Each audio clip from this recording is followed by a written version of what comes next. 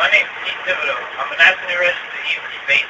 I'm here with my partner, Thibodeaux, who's been a paramedic for 3 years, and my cameraman, Mike Reshore, who's also a paramedic student. Hello, I'm from London. Today, we're going to show you a lesson on how to treat bleeding wounds and shock, and also how to splint a long bone fracture. We really stress body substance isolation.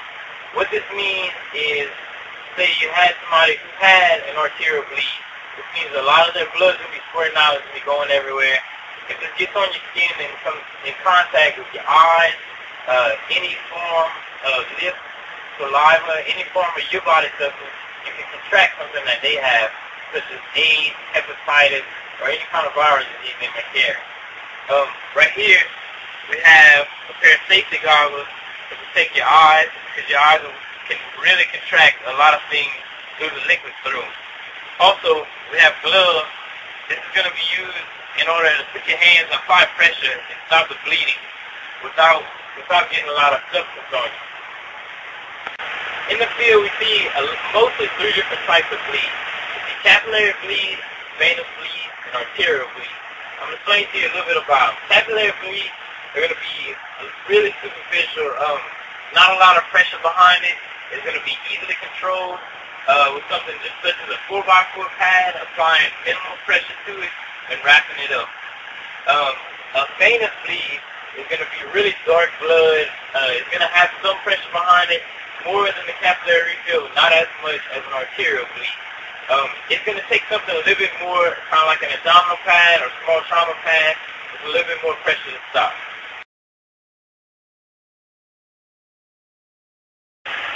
There's a couple of different stages of blood loss. The first stage is going to consist of losing anywhere from 50% or less of blood loss. And what that does, when your body starts to lose that much blood, it basically constricts, meaning that your veins and your arteries, it starts to get smaller and shrink to compensate for the amount of blood you lose. Stage 2 of blood loss includes losing anywhere from 15 to 25% of blood.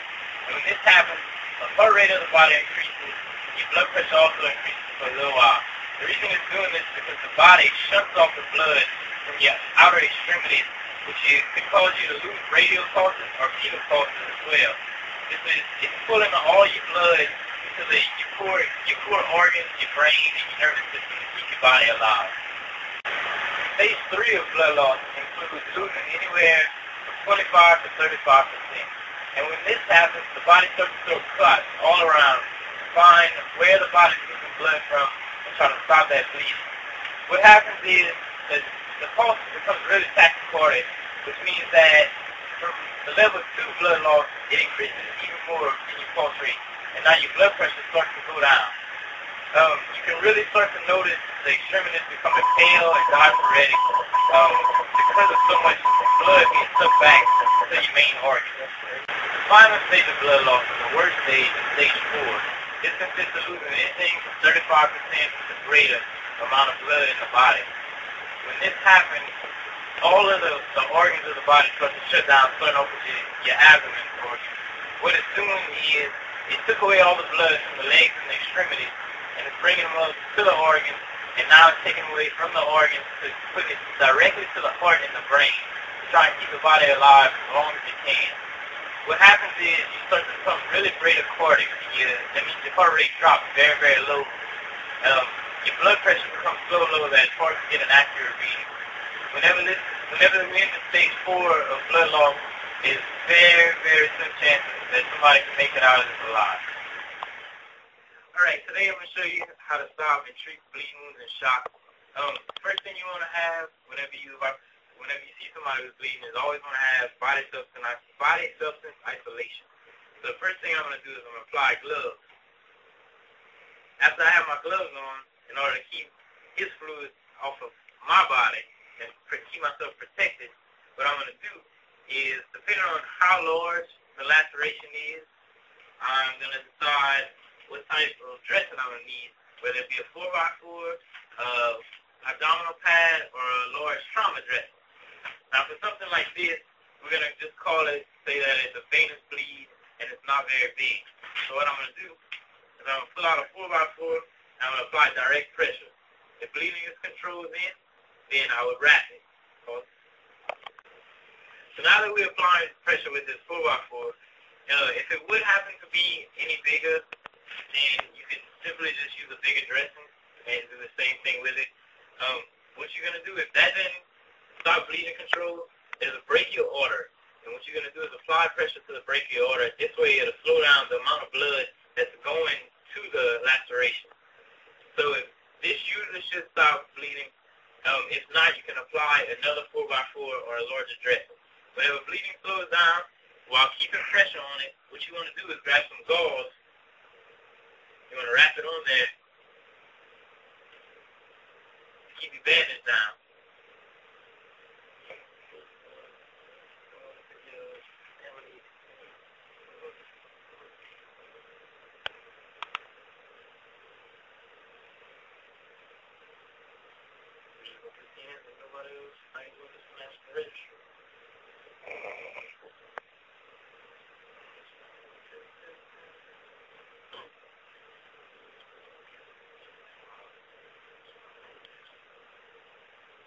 After you have it wrapped with gauze, you want to take a pressure dressing, which you can use an ace bandage, or you can tie it together with a triangle bandage.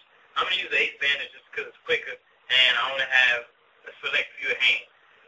So what you do, add the ace bandage on it, make sure you're getting it tight enough to keep applying pressure to keep the wound from bleeding out.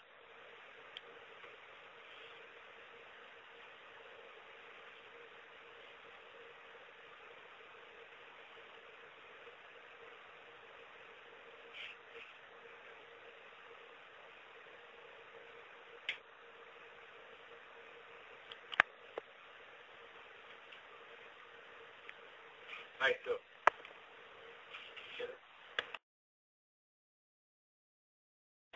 Alright, so right now, after having all our lessons done, what we're going to do is, we have a friend, his name's Justin. We're going to let him come in after seeing that video and perform what he knows about stopping bleeding wounds and shock. Okay, right now, what we're going to have Justin walk in and have Tavis laying on the sofa as a scenario. He's going to have a venous bleed to his left forearm. And then Justin, all he's going to have is his medic box and a pair of gloves for him to work with.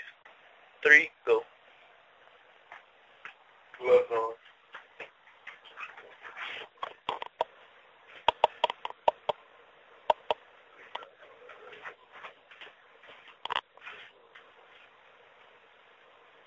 Applying direct pressure. Bleeding is not controlled. Applying pressure to the brachial artery. Bleeding is controlled.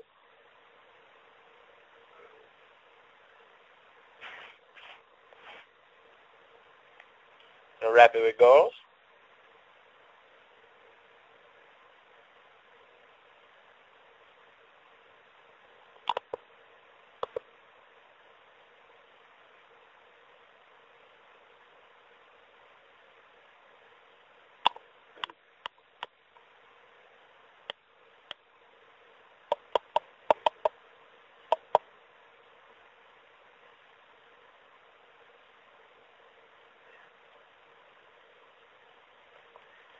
Now he's applying a pressure dressing to keep the pressure applied.